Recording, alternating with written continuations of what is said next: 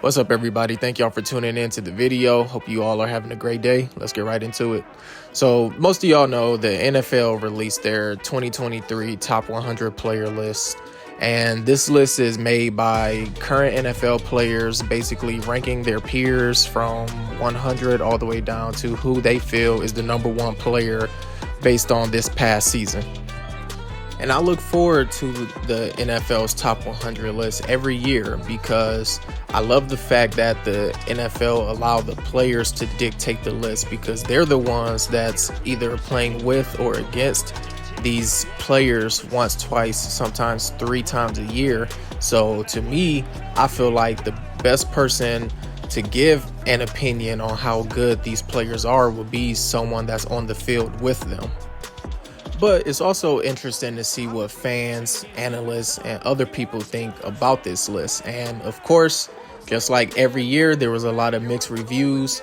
People thinking some players should have been higher, some players should have been lower, some players got snubbed off the list. But from my experience, what I've seen the most mixed reviews about is Jamar Chase versus CeeDee Lamb. Chase came in at number 39 out of the top 100, and CeeDee Lamb came in at number 34 out of the top 100. I came across comments that thought that they both were ranked super low, that instead of being 39 and 34, they should have been in the top 15, maybe even the top 10, which me personally, I will have to disagree with, but again, that's their opinion. And of course, with these two playing on teams with major fan bases and them playing the same position, it wasn't unlikely to see them compared to one another, with some people feeling Chase should have been higher than Lamb, and others feel that the list was correct by having Lamb above Chase. Some people were also trying to make the argument of who's better overall, which I feel is still too early in both of their careers, with Lamb finishing up his 3rd year and Chase finishing up his 2nd year. But this list that came out was only based on this past season, the 2022-2023 season. So I figure we could look at their stats and go based off of that as far as who you all think had a better year. Now, starting with Jamar Chase, since he ranked lower than Lamb on the list, Jamar Chase finished with 87 receptions, 1,046 yards, a total of 9 touchdowns, and an average of 12 yards per catch. Also, he only played 12 out of the 17 games in the regular season. And if we do the math on that, taking his 1,046 yards and divide that by 12, he averaged 87 yards per game, which is very good. Now moving on to CeeDee Lamb. He finished the year with 107 receptions, 1,359 yards, a total of 9 touchdowns, and an average of 12.7 yards per catch.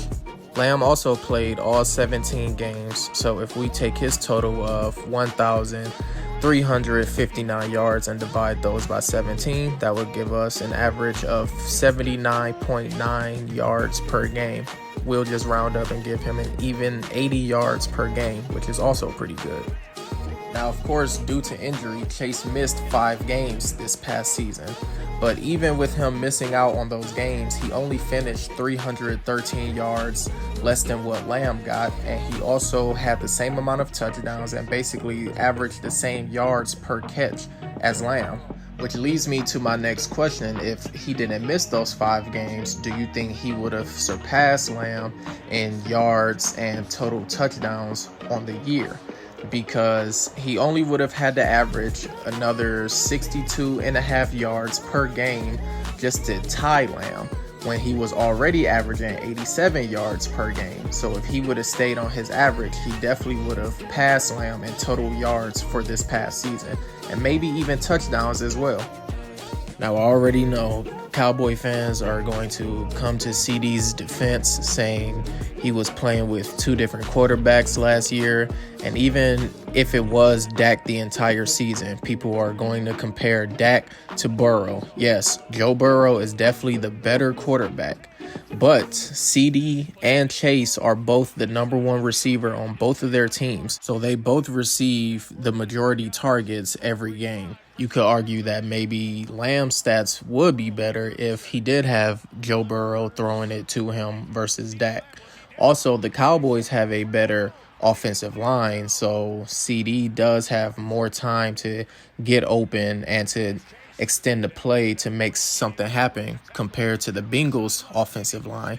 So there's positives and negatives both ways for each team, for both Chase and Lamb, but at the end of the day, it's all opinionated. I guess we'll just have to see next year and hope that they both stay healthy for all 17 games of the regular season, and then come back to this discussion to see who had the better 2024 season. But in my final opinion, I would probably still say that Chase had the better season overall.